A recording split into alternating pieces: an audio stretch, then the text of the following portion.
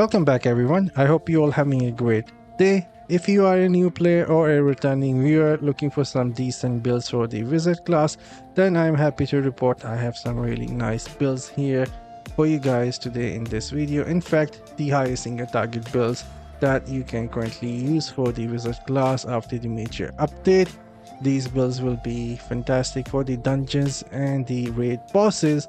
And without any further ado, I will go straight into some weaknesses and the strength of the builds here, and then we will go into some more depth about the set items, skills and essence that you need to make these builds work, gems as well, and I will have some gameplay at the end as well. So starting with the strength and weaknesses, like I said before, these will be the highest single target damage builds, and they are built around the primary attack with some continuous damage coming from the fire elements. And these builds will be really good for the close combat as well. We will be using the ice armor that will make us a bit more tanky so we can get close and personal and deal with the bosses and elite monsters. And again, these builds will be friendly for the touch screen. You can play with these builds on your mobile, iPad. We are not using the centigrade, so it will be much easier to control your wizard and use skills, and primarily you will have a ton of fun playing with these builds on your small touch screens as well. And the builds will be really good for the mid spenders or for you to play and even whales. And at the end, like I said, these builds are for the dungeons and raids in my humble opinion. And as for some weaknesses, it will lack some mobility. We are not using the teleport, and we will lack some control abilities, means we won't able to freeze our enemies or stun them a lot. We only using one ability that has a stun. We will look into that later, and these builds will not be good for the open world farm or the PvP. Now that the strength and weaknesses is out of the way, let's get into the gems, and we are starting with the free to play starter gems, which in my opinion will be complementing these builds very nicely. Starting with the Farmer Fang, which is a 2-star gem, fantastic gem, increase the damage, gives you flat damage and really easy to stack up. And then we will be using the Bloody Reach. The more distance between you and the enemy, the more damage you will deal to them. And then we are using a 2-star Abiding Curse. It will put a curse on your enemy, which will make you do more damage to them, and it will also, I believe, slow their movement speed. That is really good. And then we are using the new 2-star gem, Pain Clasp, really good gem for the continuous damage, and we have ton of continuous damage on these builds.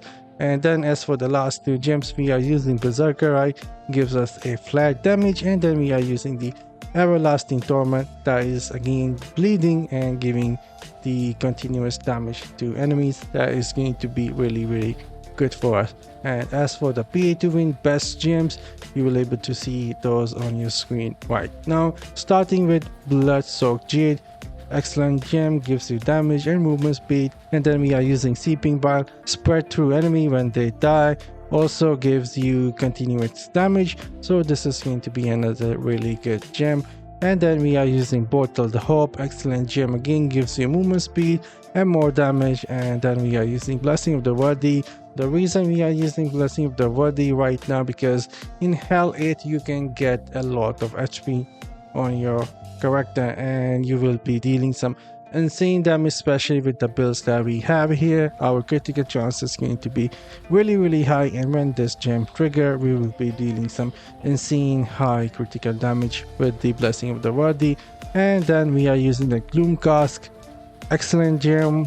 It will work fantastic with our builds with the primary, and to complement this we will be using Howler Gore as well. So these two gems are going to be primary damage focus and will be dealing ton of damage. And then as for the Paragon Tree, we are using the Duelist. Duelist in my opinion is currently best in dungeons as a wizard and the raid bosses as well. So you can use the Duelist in dungeons and raids, and it will give you the highest critical hit chance, damage, and all the good stuff that you need. And now as for the set pieces, we will be using 6 pieces of Banquet of Eyes. And if you are wondering why Banquet of Eyes, all 6 pieces, and why we're not doing some combination with the Grace of the Flagellant, then you will be able to see some tests that I ran with the other set combination here in Destruction, and at last boss fight against the Baal, 6 pieces of Banquet of Eyes, I was able to kill him in 39 seconds, and with some combination of 4 pieces of Banquet of Eyes and 2 pieces of Grace, that was 43 seconds. And then as for the third test, I used 2 pieces of Banquet and 4 pieces of Grace, and that took me 49 seconds to kill Baal. And so 6 pieces of Banquet of Eyes gave me the best result when we were dealing with the single target boss damage, and that made a huge difference in my opinion. Anyways, next we will have our first skill, the primary attack, and we will be using the magic missile with 1 modification done to magic missile, and that is coming from an offhand using the blaster cast. Every time we use a magic missile, we will have 2 additional missiles dealing 2384 damage, and that damage is increased by 90% from the mastery that I have. And now as for the actual first skill, we are using the Lightning Nova, and the first modification is coming from a chess piece, turning the Lightning Nova into fire. That gives us continuous damage or continual damage. And then the second modification is from the main hand, giving us some more attack speed. I personally like the attack speed since we have a lot of CC. The more attack speed we have, the more chances of getting those crits with the magic missile. But if you don't want to use this main hand, there is another one that increases your magic missile damage. You can go with that and it will be fine. It won't make all that big of a difference, but I personally like to go and use this because it helps me deal with the smaller monster faster as well. We don't need the huge damage for those, and so sometimes having the faster attack speed to deal with the trash mobs is good. And as for the second skill, we are using Scorch, and there is only 1 modification coming from a headpiece, turning the skill into magma that is going to burn enemies, stun them, and gives us that continuous damage that we need. Next, as for the third skill, we are using the Ice Armor. It gives you that extra tankiness that you need to get close to the bosses and just keep spamming your primary attack and keep using your skills. And so in my opinion, this is really good, and it will also proc your bottle hop. That is another plus in my opinion.